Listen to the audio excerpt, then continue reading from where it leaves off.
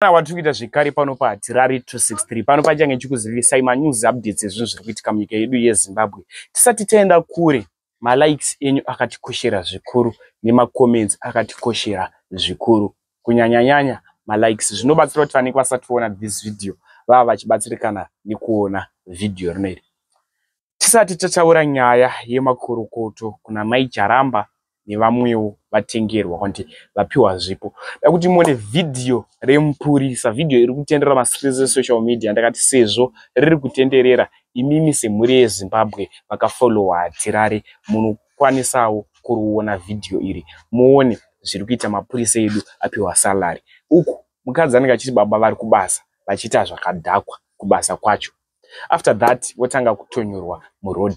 So mupurisa uyu ko mapurisa akapiwa akatambiriswa mari, hatisi kuzozoti mari but fight mazigi choda kumapedzera kumahure nekumadoro. Zvanoda kuita munguva inoida kuti muone this video, motaura zvamunofunga mucomment section after mapedza kuona clip video iri. Ndira kudya bonus yangu nemahure asana mbotambira mari yakawandisa kudare yakawandisa ndikwanise iyo. Zigi rese ndira kupedzera kuhure toro.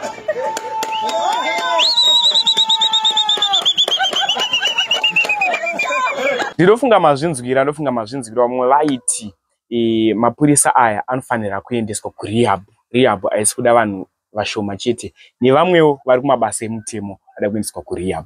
Ndozvaitaurawo vamwe vanhu pamacomments. Zvisinei, ngetisiyane nenyaya iyi, ndofunga mazvionera ndokumbira titaura zvatinofunga mucomment section kuti ndibaba vakakwana here ava.